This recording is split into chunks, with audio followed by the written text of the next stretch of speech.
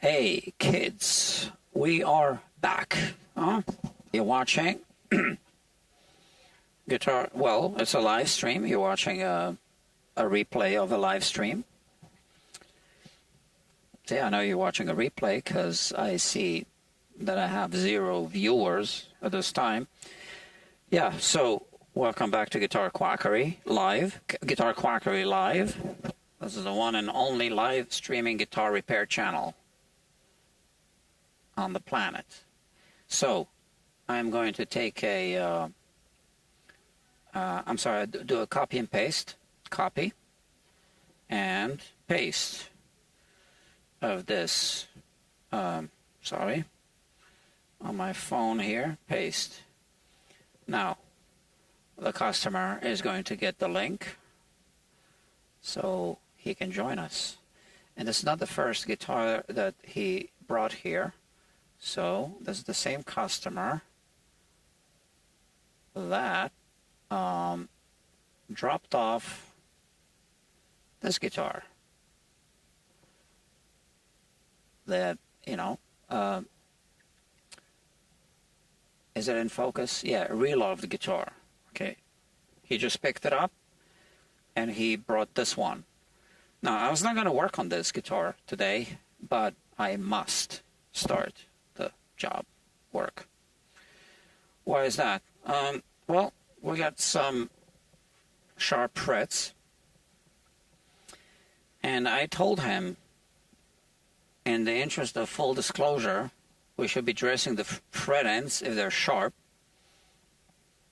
in the winter, not now, especially because he's not really playing this guitar too much.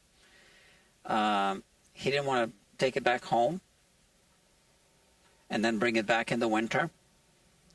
So he said, let's just do it now. But I did tell him, well, in the winter, this fingerboard might shrink and you'll have the same issue. But he decided to just have me work on it now. So why am I starting now? Why did I not just put it on the shelf with the rest of the guitars and then work on it in 2 weeks? This is a basement. It can get humid. Although I do have a dehumidifier and ventilation in the storage room, which I call the vault because it's locked. So I do have a dehumidifier, but still. So I'm going to do part of the job now, and then we will revisit this project in a few days or a week or two, or I don't know when. So let's work on this. Okay, well, let me show you the guitar first. This is it. It's an Archtop. Yeah, man, Archtop. And let me pull my switcher. This is it. So it's got a small body. It's got a Epiphone scale length, 24.75-inch scale length. The setup is a bit off. The bridge is too far in this direction, so it plays sharp. And some other things I already resolved. Okay, I had this pick guard off earlier, and I was fixing something while the customer was still here. And now I'm going to take the pick guard off again because we need to work on the fret ends.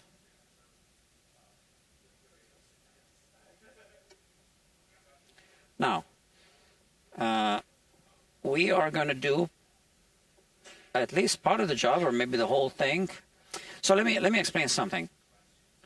We're going to do phase 1 of the fret end dressing, or maybe phase 1 and 2, phases 1 and 2, not the final, because the final I'm going to do when I actually do the fret dressing right before the setup, which will be probably in a couple of weeks.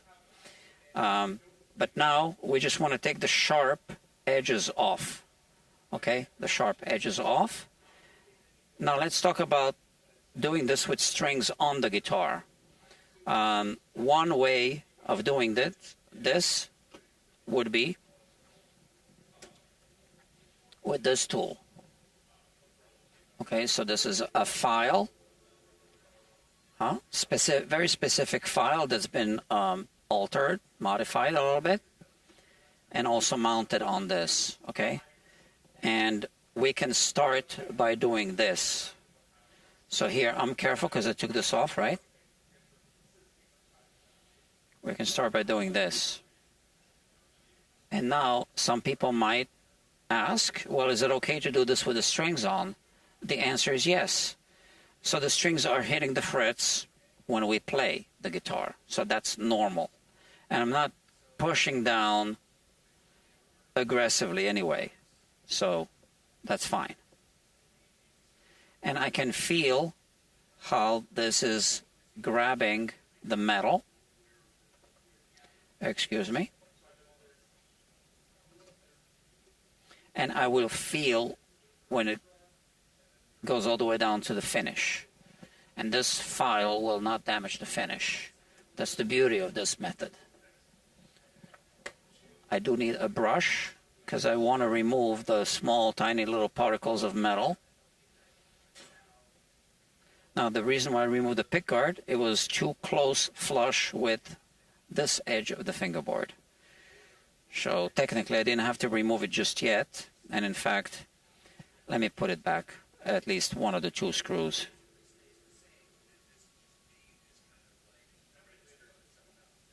Because I'll work on the bass side first.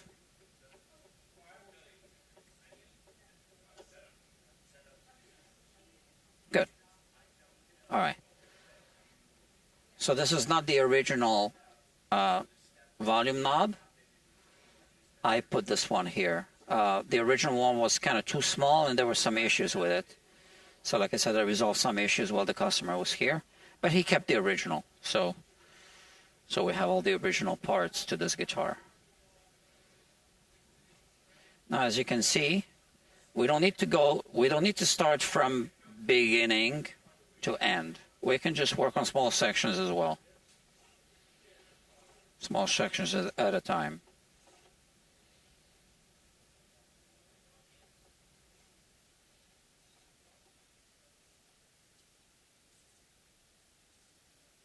I've seen people do this in a rushed manner. It's not recommended because you can slip and then damage the tops of the frets if the file kind of like skids in this direction, right? And another thing is when you do this with the strings on, there's less of a chance that you will damage the crowns of the frets. Because there's less of a chance that this whole file will just slip and damage the frets because the strings are here. And when you work on small sections at a time, there's less of a chance, again, that the whole thing will slip. It's more of a controlled situation. So I would say this is phase one of a fret end dressing service. I see a little schmutz here, so I wanna clean it. I don't know what it is. I just want to make sure it does come off. Oh, look at that. Dr. Aficionado's here already in the house. And I was going to work on something else, but I started working on something else instead. I was already working on something else. I was working on this. But then the customer came to pick up the other guitar, the re-loved guitar, the headless guitar I was just working on last week. And he brought this guitar. And like I said at the beginning, we need to dress the fret ends before the wood grain puffs up. And we'll finish the job next week or a week after. hopefully. Or maybe I'll just do the whole thing. I don't know. I always keep changing my mind. Okay, so this did come off. You never know. I've seen things on guitars that don't come off. So I just wanted to make sure.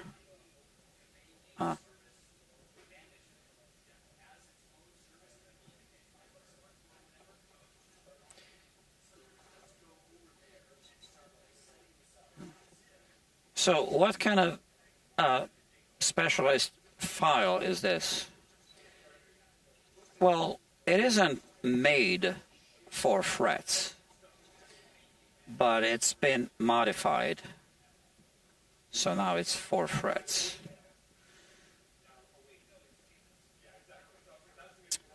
So first of all, this was a file with a handle. You gotta find the file with the right tooth size. So this kind of fine tooth size is not going to damage the finish when it hits the finish. It's been modified in a couple of ways. First of all, I cut off that handle from the file. It was on this side with an angle grinder. And then with the same angle grinder,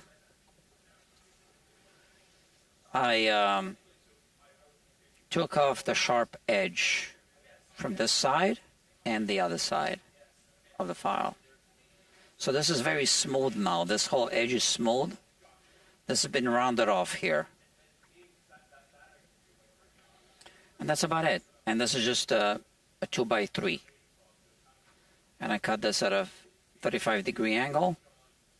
Or was it 33 degrees, something like that? Not that it makes a big difference.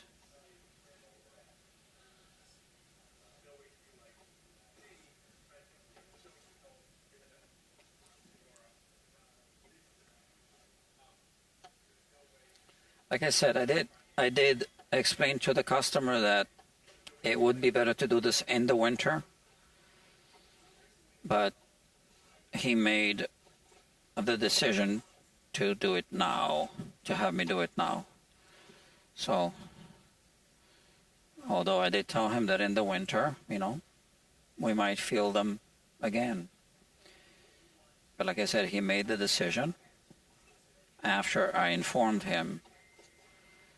So as long as people are making an informed decision and they know that I was recommending to do it at a later time, yeah, I'll do what they want, I guess, in this case. Because he said that he doesn't really feel much of a difference between the winter, the way this guitar feels in the winter, or the way it feels now.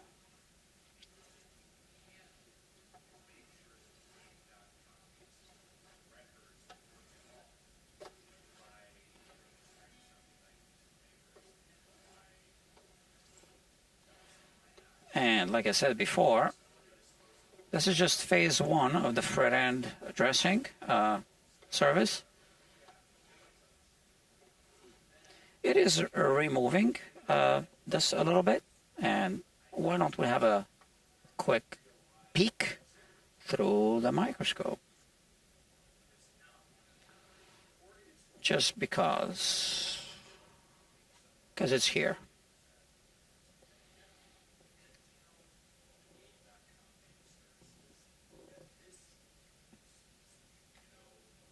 There's a pretty nice abalone inlay here. We'll see it. So I guess I'll zoom in on that.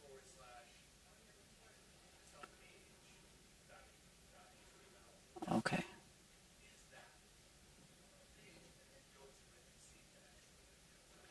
This is it. It's got flat wounds. And that's the abalone inlay.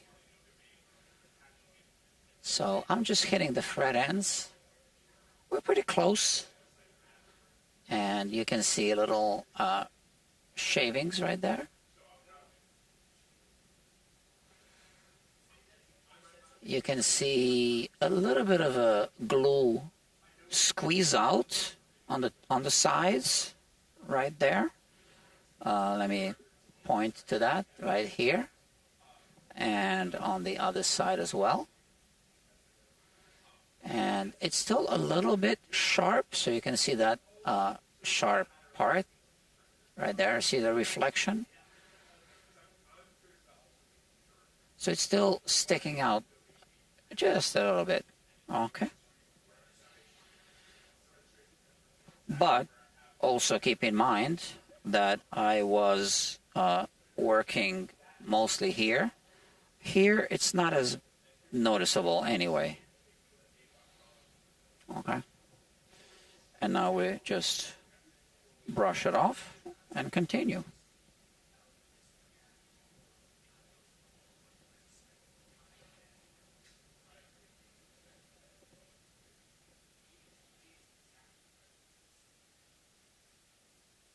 So here it's already good.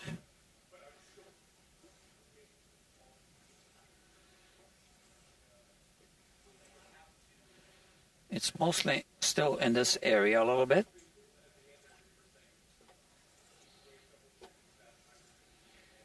And we are doing a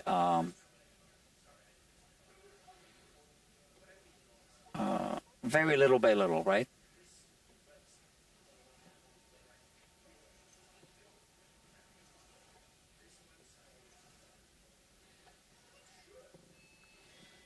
This way we also keep the surface pretty smooth.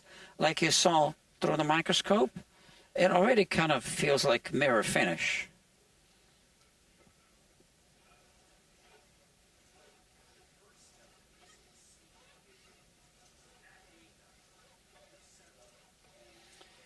And I very much am doing this by feel, so I can feel when the fret, when I'm no longer hitting the metal.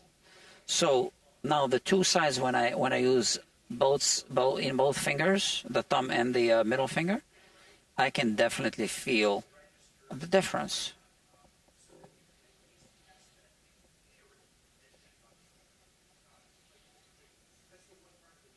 Now, although it's not too bad here, there's still a little bit of protrusion, so I am going to hit it here. Another thing that I did notice is that I think there's a little bit of a filling on the G string nut. Perhaps something we want to look at through the microscope.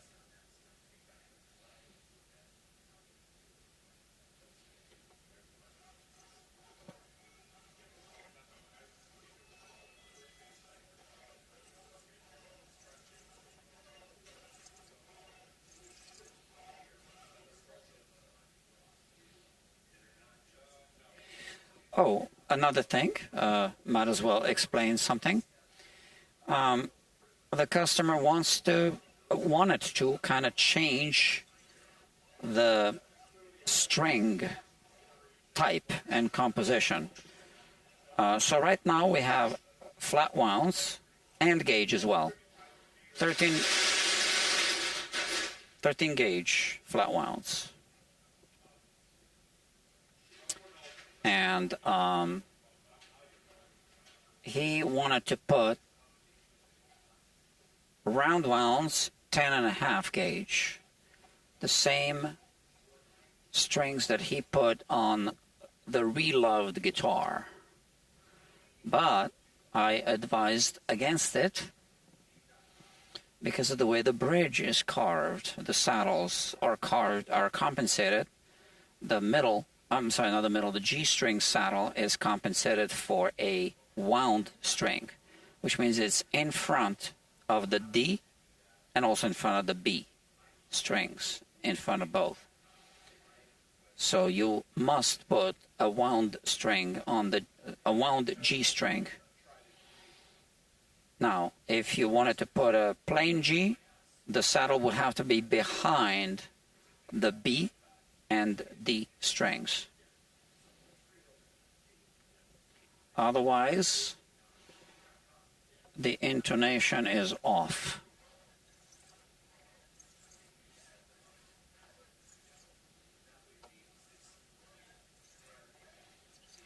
Now, he did say that he knows that some people try to compensate in situations like this by tuning the string a bit lower so it doesn't play sharp.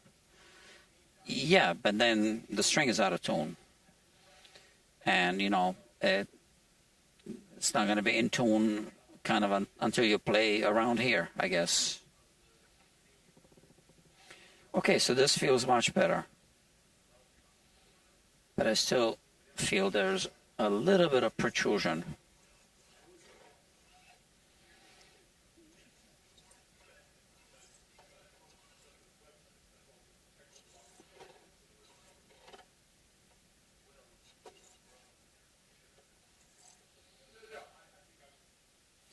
I didn't protect anything on the guitar, as you can tell, which is why I'm being extra careful.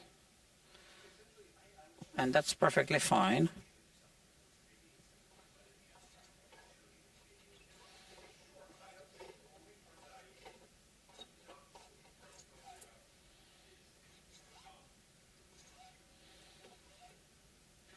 So the second stage of the fret end dressing service would be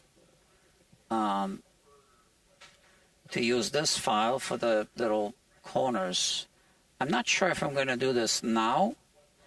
It's not critical in terms of what would happen if you know, the fingerboard puffs up a little bit due to higher humidity. So I'm not sure. Let's see how much time we got, because I do have other things to work on. This was a bit unexpected. It's I'm working on this guitar out of turn. So I will remove the pick guard later, but let's work on this side first, on this section.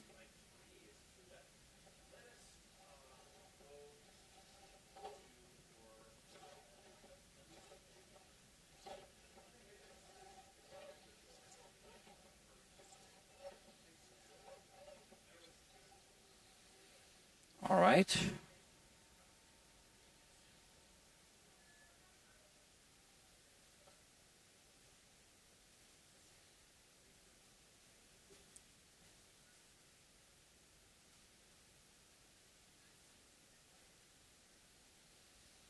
Interesting. This guitar has a, I wasn't expecting to see this, a scarf joint here. Yeah. So the burst almost covers it entirely, but you can see the scarf joint like that.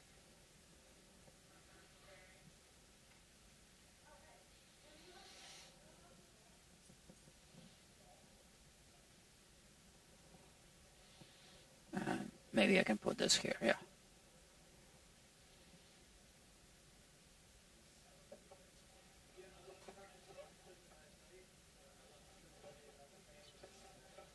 It's got a bone nut, unbleached.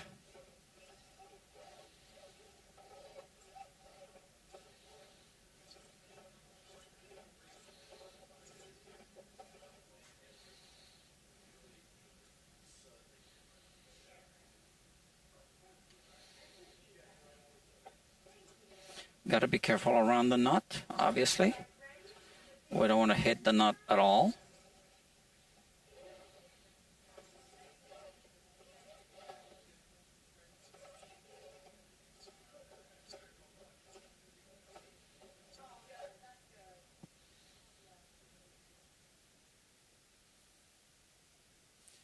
So these are frets that I prepared for a refret that I was hoping to do today, that I believe I still will be doing, but I'm not live streaming that one.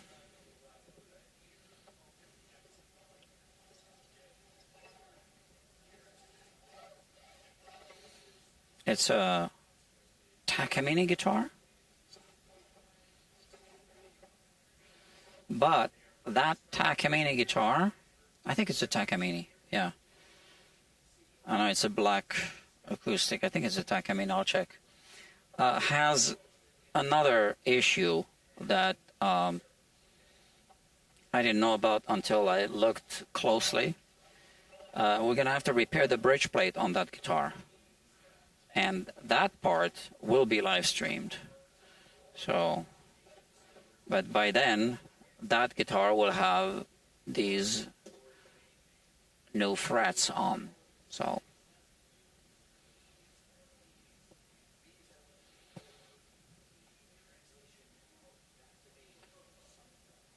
okay, getting there.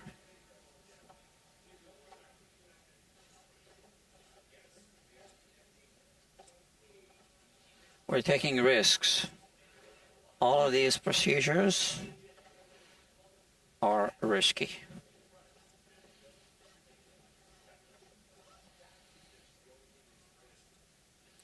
You can easily damage a guitar doing this in several ways.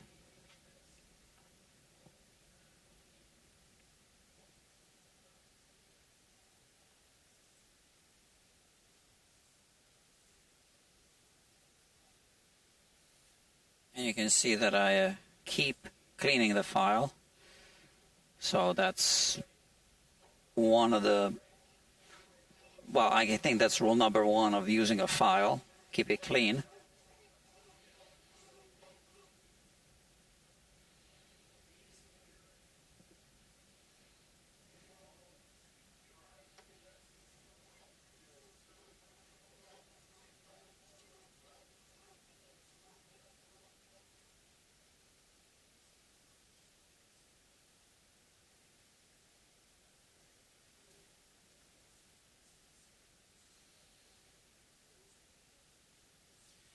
So I won't be here next Saturday. I'm going to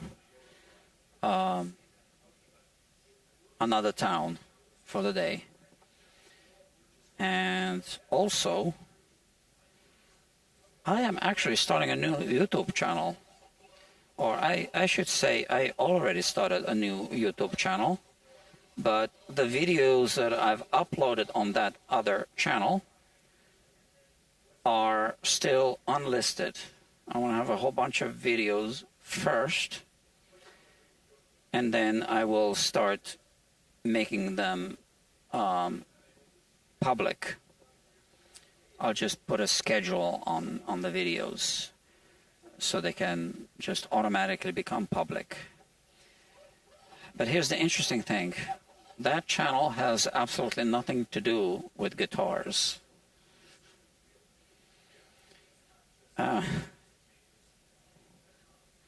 So, I don't mind it if you happen to discover the channel, but maybe I shouldn't tell you what it is. This way, it's a more like a game. Maybe I could say, first person that discovers the channel can get a free guitar. I could do that, but I'm not saying that I will give away a guitar. Maybe I'll consider it. I'm tempted.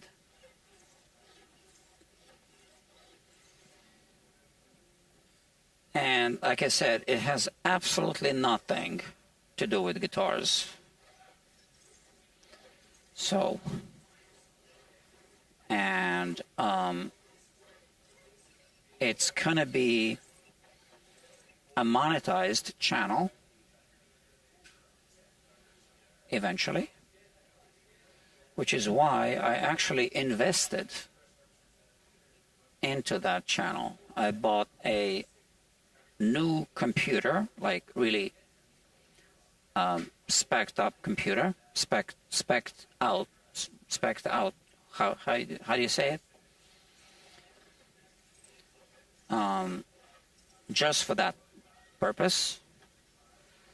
And I bought some equipment. I can't tell you what the equipment is because I will kind of give away what the channel is about.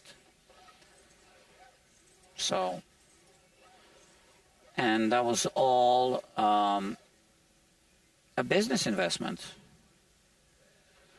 you know, because I have every intention of monetizing that channel. And it's going to be probably, I think, which is one reason why I'm doing it, easier to monetize than guitar repair.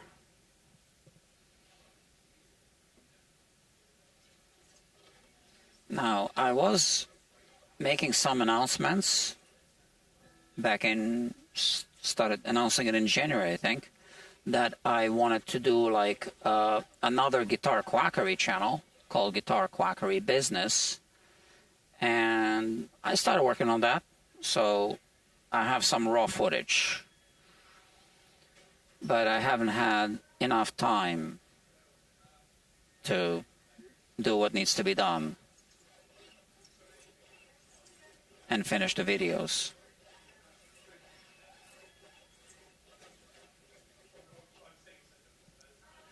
I need to record more videos for sure. And I kind of want to do the same thing, just record a whole bunch of them, upload them, kind of a bunch in batches, right? And then just do like an auto thing where they automatically become public on schedule.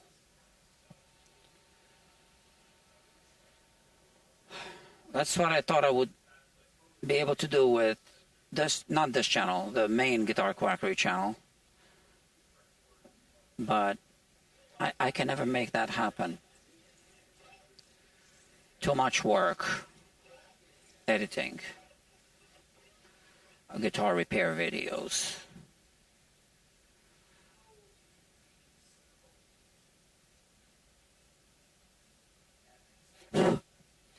Now,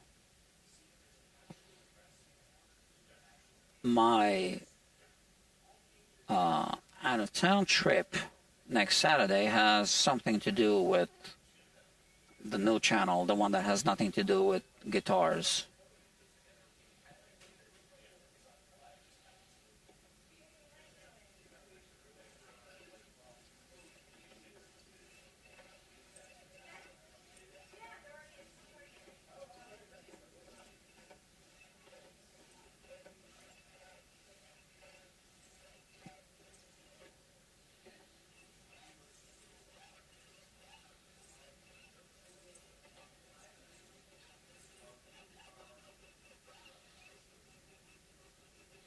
Okay, so I am getting very close to that pick guard. So I'm going to have to remove the pick guard to work in that section of the fingerboard.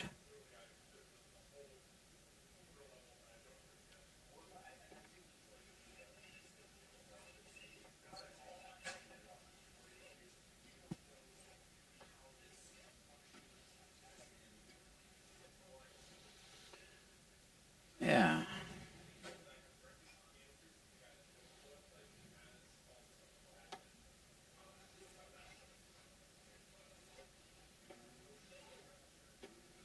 In an ideal world, I would have like a dry chamber where I could dry up guitars down to about 32% relative humidity, and then work on the fret ends.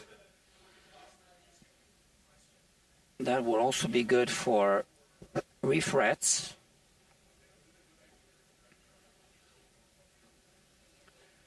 But I have very limited space.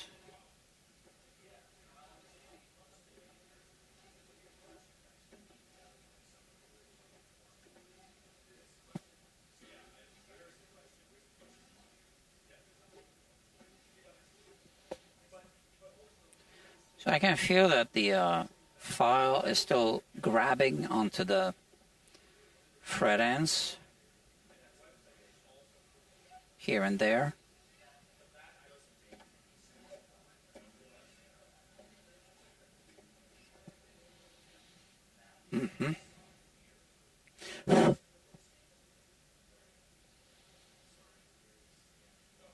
It's pretty good now. And like I said, more work will be done at a later time. So I just need to do this before the relatively humid air expands the fingerboard in this direction. So now let's remove the pickguard again.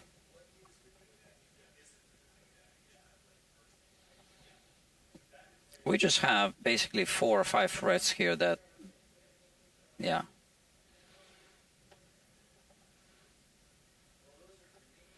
that need to be worked on.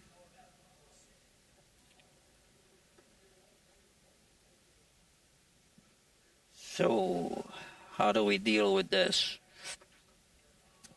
I had to fix something here earlier. I had to reglue this rest.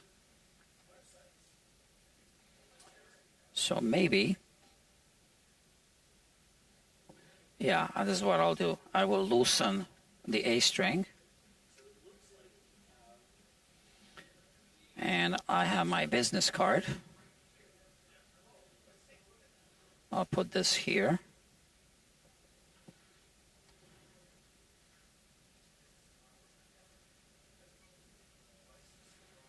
And now I'll tighten that string.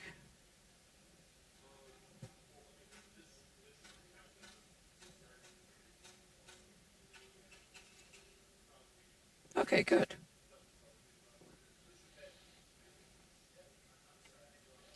That's fine. Just this little section here.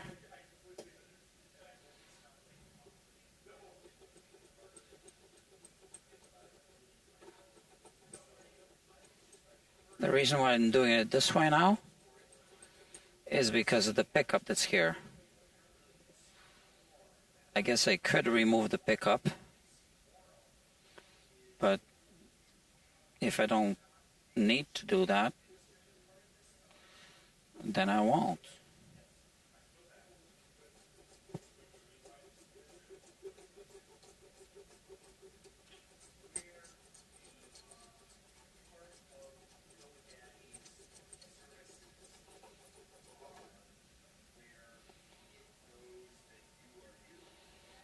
Okay.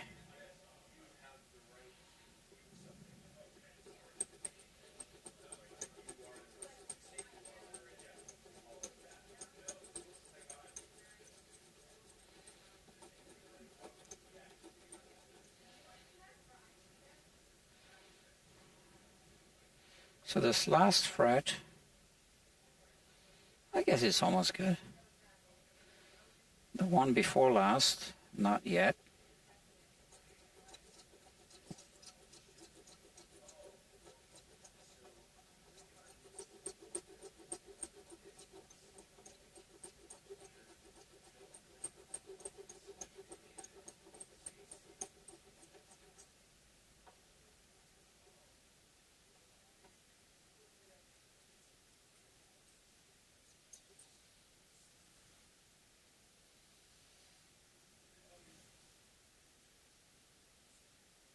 Okay.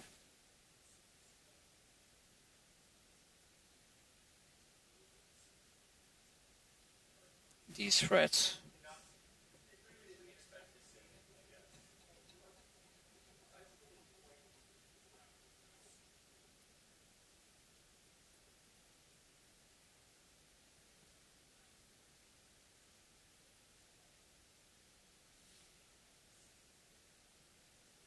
Okay, that's good. So now I can just put it back.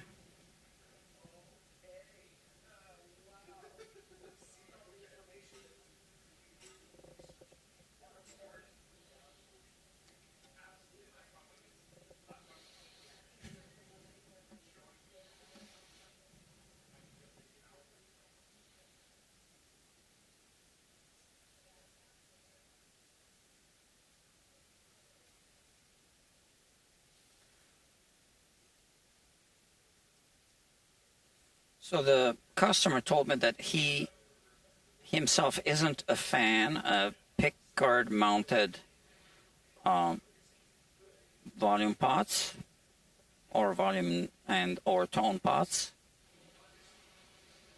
and neither am I.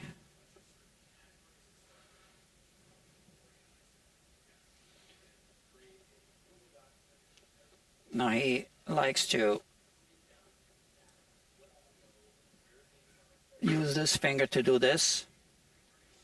I like it if it's a pickguard mounted thing, that it's underneath like that, like here, thumb wheels.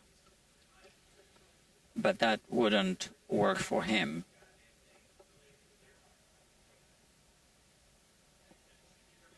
Okay. I think we're good.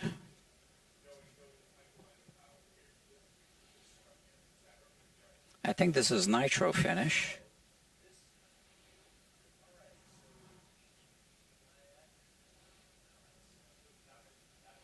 So now the question is, do I stop here? Or do I continue with this file? Let's see.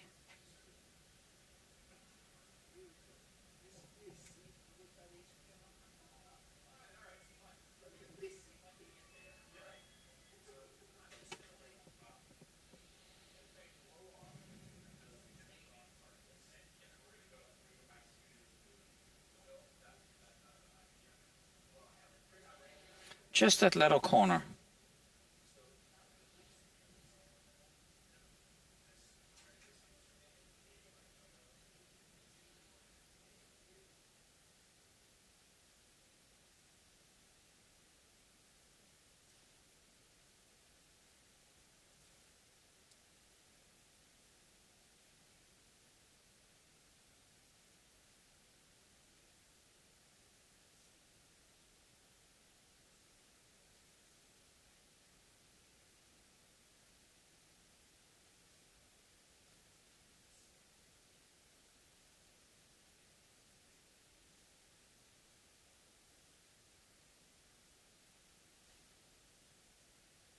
I think they call it the ultimate fret end file, and I would tend to agree.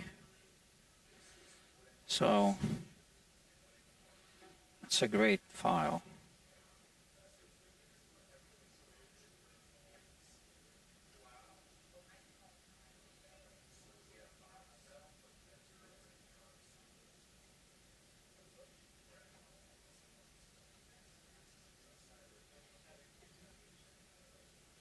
I'm just being extra careful around the body, obviously, because I don't want to hit the body with the file. So short strokes here for sure.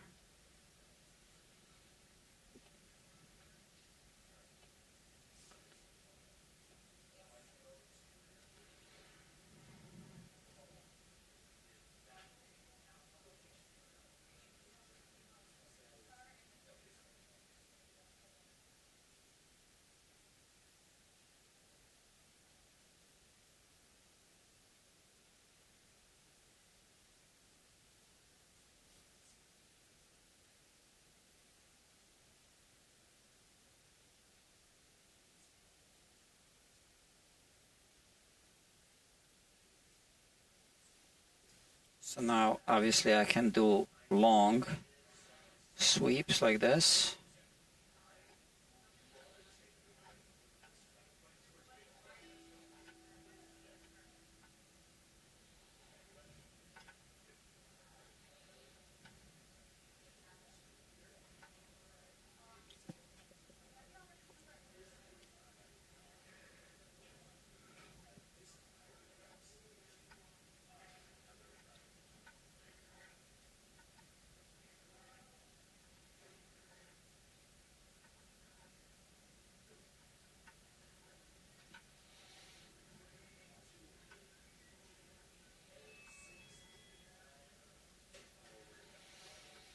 Sometimes I feel that I need to also dress the fret end that I just filed, So I can do it at this time with this file. Just put my finger next to it like that. Because all fret ends are not seated the same way on every single fret. Okay. Now here.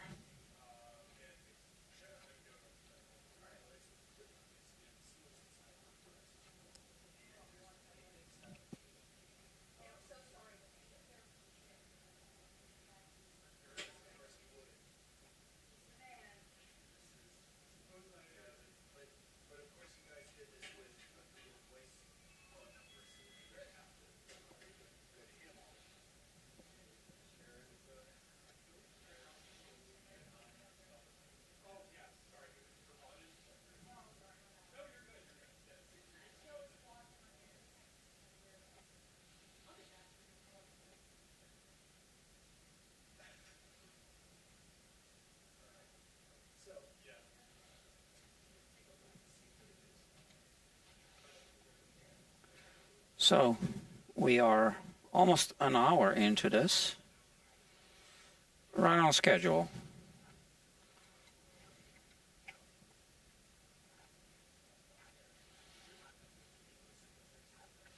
I do have a flat fee for this, and obviously all the flat fees are based on an estimated time that it takes to do this, and I'm keeping an eye on the time right there. So we're 47 minutes into it, which is about right.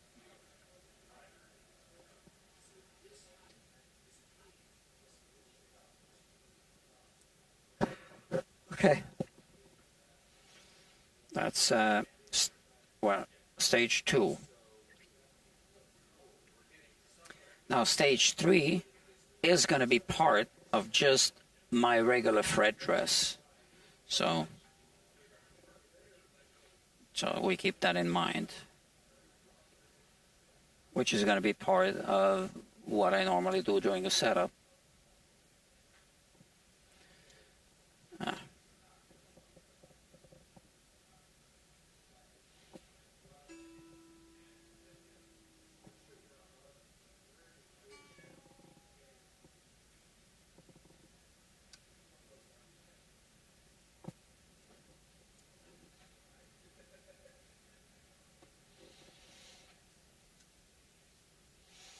So this small string, I want to loosen it enough to place it inside of the B string slot on the nut and the saddle here. Yeah, but without putting tension. So just loosen it enough. I think we're good. Oh, I'm going the other way around. Yeah, that's super loose anyway. Yeah, okay.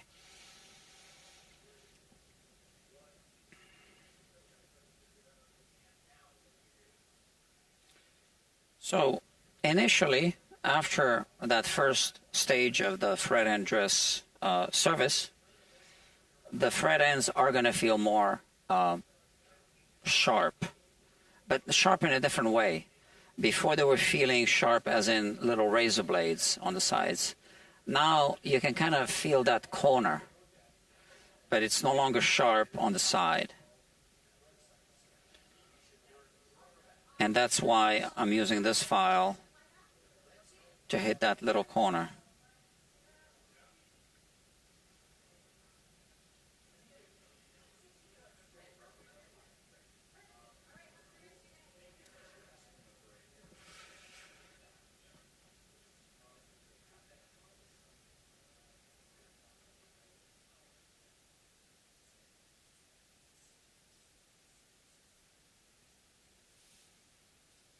This is basically a two-sided file. It has a safe edge on this side if I turn it around, and it has a sharp edge on this side. So right now I'm using the sharp edge because I need to get into that corner.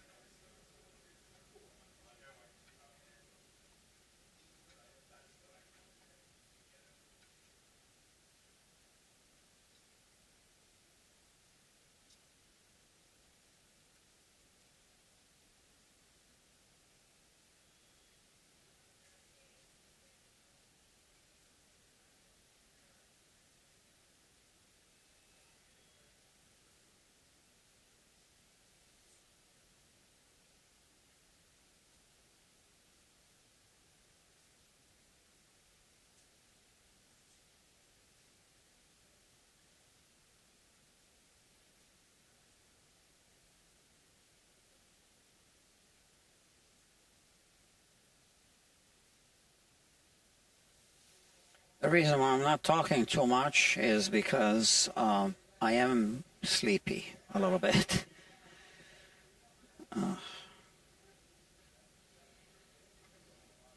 And I don't know what else to say that I haven't said yet.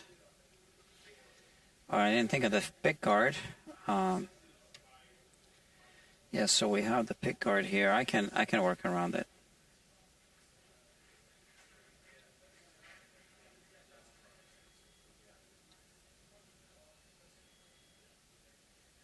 It's at a lower level than the fingerboard.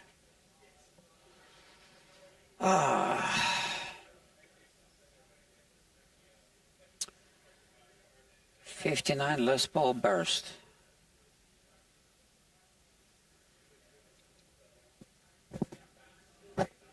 Just walked 16 city blocks in Center City, Philadelphia.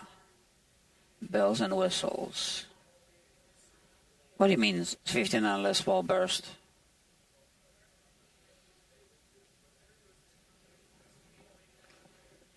That's not a Les Paul burst. Oh yeah, I guess you're kidding.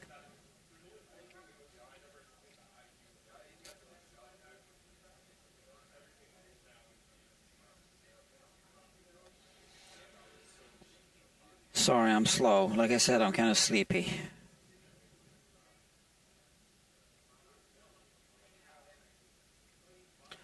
All right, and now we need to do the north side of the frets. Is that north? The headstock side.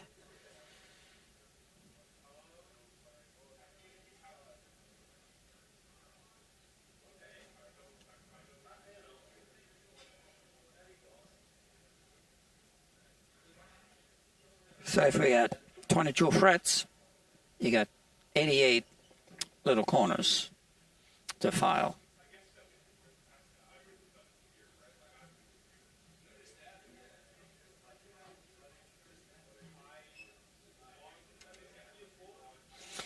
And as you can see, I keep touching this thing to feel it.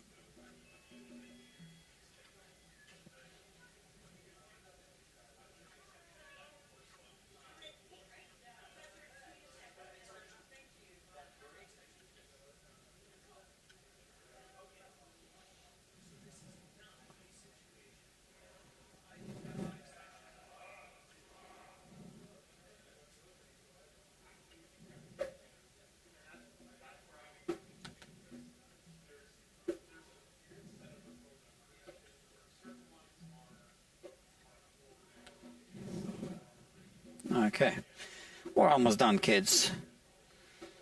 Okay, it's been 54 minutes and 45 seconds. My estimated time for this is 1 hour. And I think we'll be done in less than 6 minutes.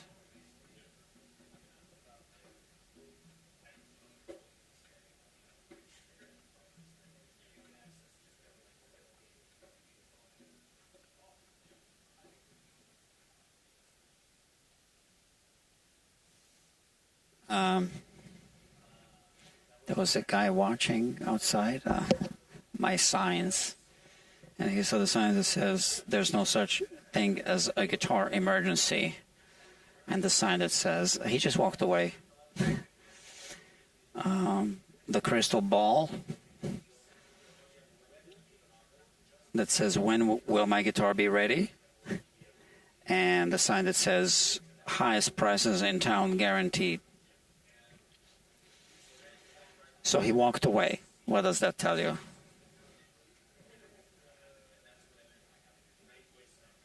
He was carrying a guitar case on his back, a gig bag. No customer, haven't seen him before. Maybe he'll come back. And he's all the way in the front now.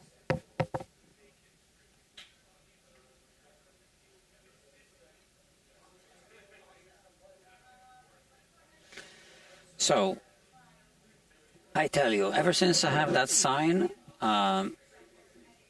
highest prices in town guaranteed, people no longer ask me, how much do you charge for a setup?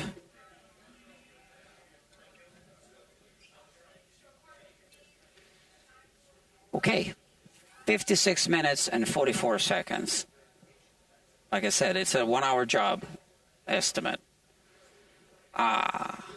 Okay. So, friends, now I gotta put the string back.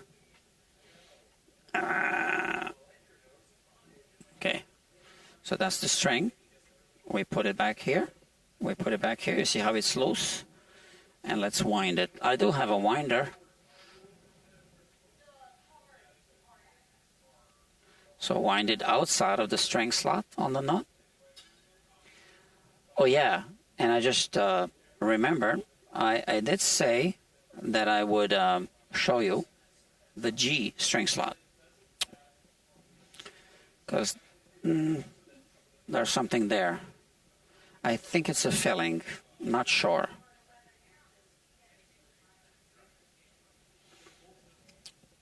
Maybe, I don't know.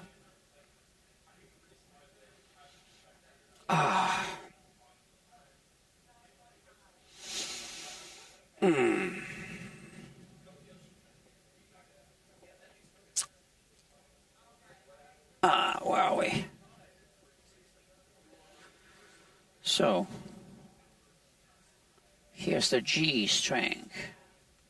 So, these strings are going to be removed.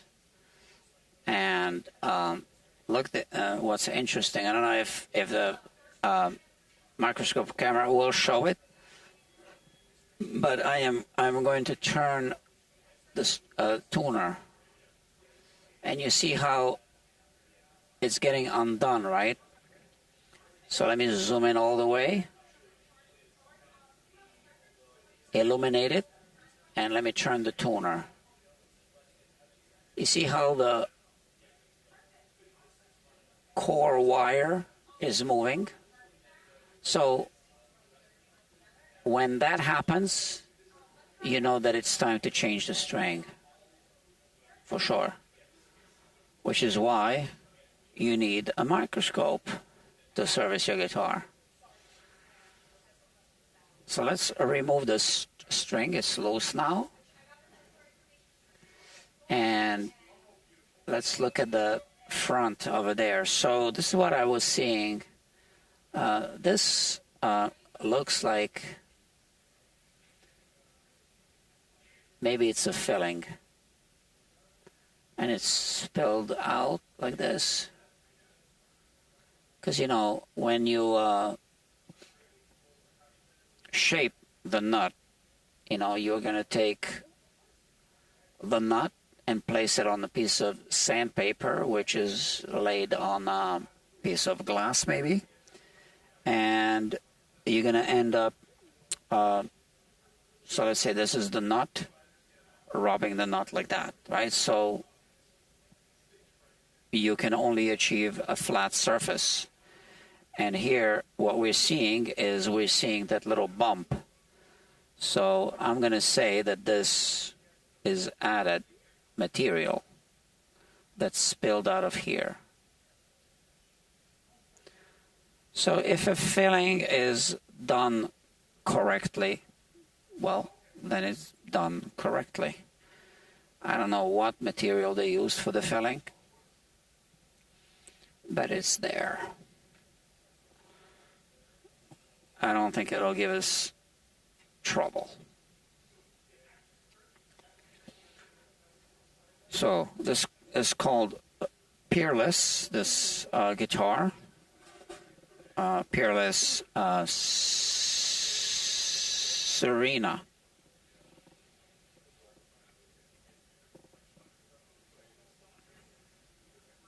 Here, if you want to have a closer look at the headstock, Peerless. And this is it. Okay.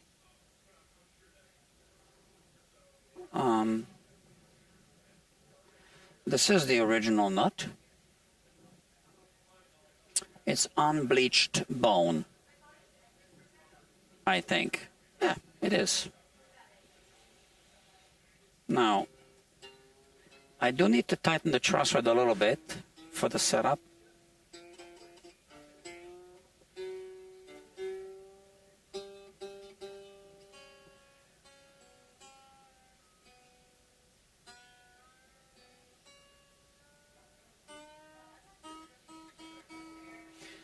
So why don't we look at the truss rod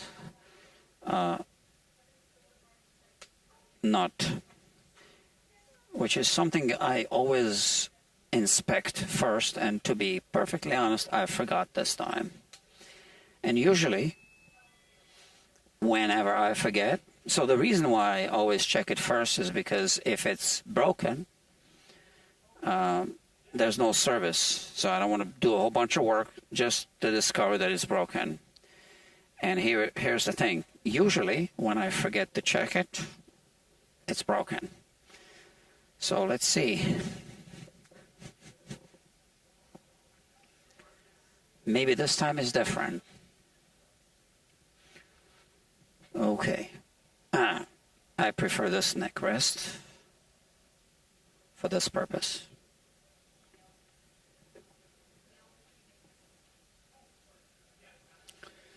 Okay, the moment of truth. Let's remove this truss rod cover. And I have a trick, little tip, tech tip. I'll show you. So, those who watch Guitar Quackery already know this tip, about this tip, but those of you who are new to this channel, okay, so this, okay. So before I show you the tip, let's just document this. I always like to document everything when I do live streams. That's one of the reasons why I do live streams when I do live streams. Now, I was not planning on doing a live stream of the services on this guitar, but the customer kind of asked me, so so here's what I see. Yeah, so just a little thingy here, okay? So this is a truss rod, the screw for the truss rod cover. It's the one in the middle. And then we have the other two like this. Okay? Yeah, all right. So, I just showed you. And now, let's put this back. We want to tighten the truss rod cover a little bit. So now, when we tighten it, we don't know when was the last time it was adjusted. It's good to loosen it first and then tighten it, just to feel it. And this looks like it's going to be a two-way truss rod, probably a 4mm. Yeah, looks like it.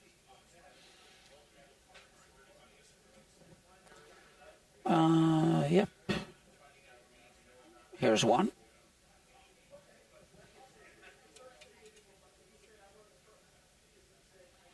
Yeah, okay. So what I'm seeing right now is that the truss rod is loose, which is fine, I guess. It's a two-way truss rod. So now I want to tighten it a little bit. Just a little bit.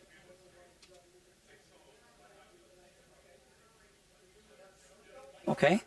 And now I just want to take a quick measurement of the relief. And you know what? This file makes me nervous, so I don't want to keep it here. Just put it away. Where's my thing? Here.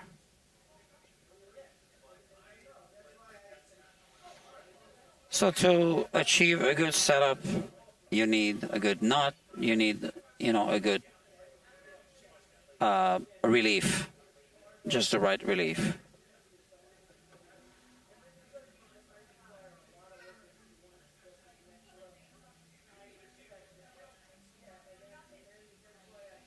If we have a differential relief, that's only good if we have more relief on the bass side. So let's see. I believe this is going to be a differential relief because I did take a measurement before I put it on the, started live streaming. So this didn't do the necessary adjustment just yet.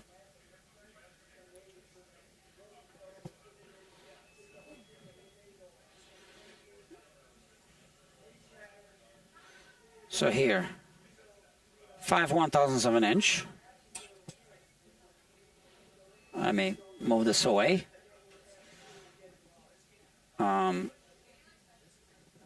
Yeah, let's move this camera like this. Again, so we're documenting here now, okay? So just want to show it and then document it. So this one isn't going to fit through 6/1000ths, you see? So the next one, smaller one, is 5/1000ths. It fits through. And now I just want to show it that it is in fact 5/1000ths to document it. You see 005, it says right there. Okay, so now we take this one, 6, so we take this one, 8. 8/1000ths. Now we go back here, and that's the one that fits here. Oh no, 6/1000ths. Yeah, 6/1000ths. So once again, 6/1000ths is the one that fits on the bass side. You see it right there, 006. Come on, focus.